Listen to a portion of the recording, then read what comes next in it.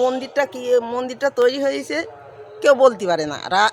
রাত্রি নাকি তৈরি হয়েছে, সকালে উঠে সবাই দেখেছে ওখানে একটা মন্দির তৈরি হয়েছে।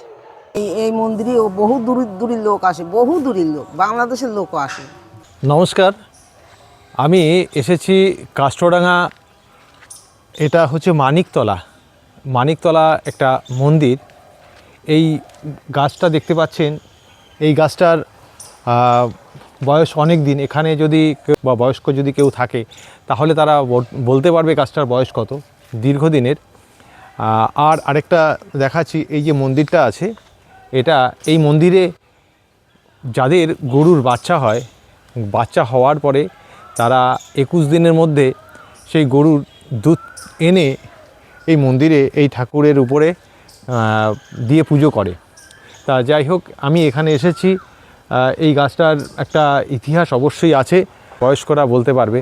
যাই হোক, এটা আমি ছোটোবেলা থেকে আমি এখানে এসেছি, দেখছি। এখানে আশেপাশের পরিবেশটাও দেখতে পাচ্ছেন। আশেপাশে গেলেও একটু দেখিয়ে দাও। এই সাইডটা এই বাগানটা আছে, বাগানের ওই পাড়টাতে একটা বিল আছে। খুব সুন্দর একটা পরিবেশ, গ্রাম্য পরিবেশ।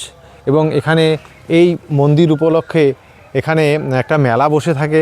এটা মাঘ মাসে মেলাটা হয়। মাসিমা, আমি আপনাদের এই মন্দিরে এসেছি একটা ভিডিও করার জন্য।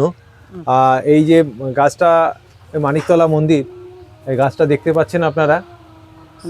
এখন পড়ন্ত বিকেলে। তা মাসিমাকে বাড়িতে প্রথমে এসে পাইনি, তাই এখন মাসিমা মাঠের থেকে একটু আসলো। আচ্ছা, আপনি একটু বলুন যে এই গাছটার বয়স কত?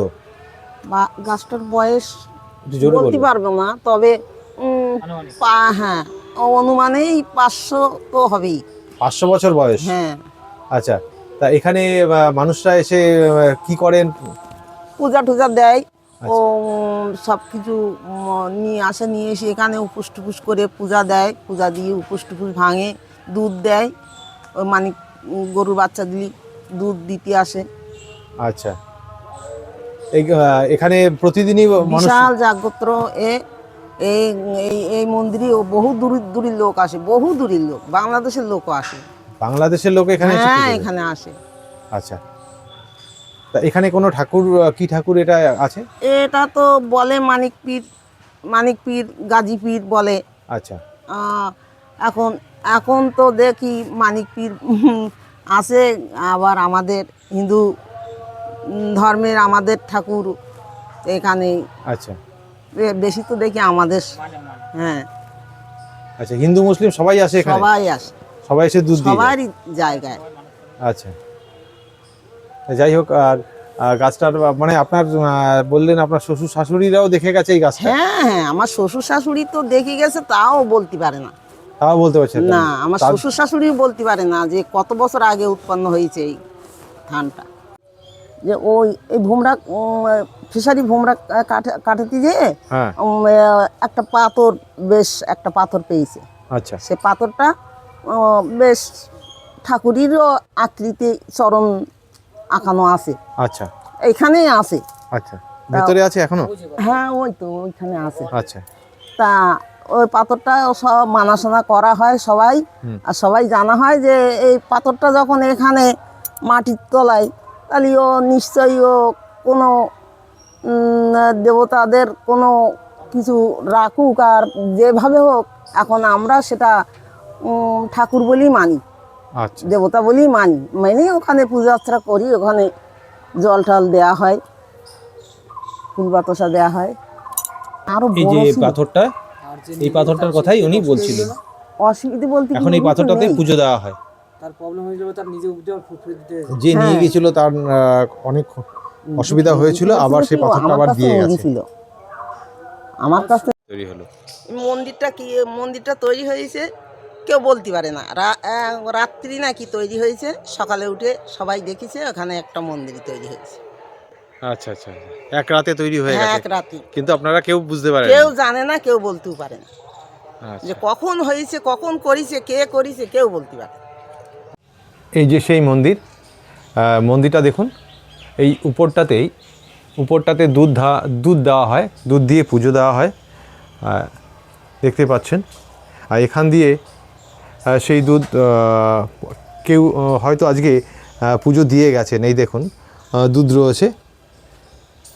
এখানে প্রতিদিন বহু লোক আসেন এখানে পুজো দিতে, দুধ দিয়ে থাকেন এবং পুজো দেন ফল ফুল দিয়ে। যাই হোক, এখানে একটা গ্রামের এত সুন্দর একটা পরিবেশ আর এত সুন্দর একটা ভালো জায়গা, যেখানে অনেকে অনেক মানত করেন। এখানে এই দেখুন সিঁদুর দিয়েছেন, সিঁদুর দিয়ে গাছটাকে পুজো করা হয়। দেখুন গাছটা দেখুন কত বড় একটা গাছ, গাছটা দেখলেই বুঝতে পারবেন। আর এখানে দেখুন সেটা হচ্ছে গিয়ে পাড়াতে কারো বাড়িতে যদি কোনো পুজো হয়, সেই ঠাকুরগুলো এনে এখানে এই গাছের তলায় রাখা হয়ে থাকে। এই দেখুন ঠাকুরগুলো রেখেছে। আপনাদেরকে দেখাচ্ছি কত পুরনো, যে গাছটা দেখুন গর্ত হয়ে গেছে অনেক জায়গাতে।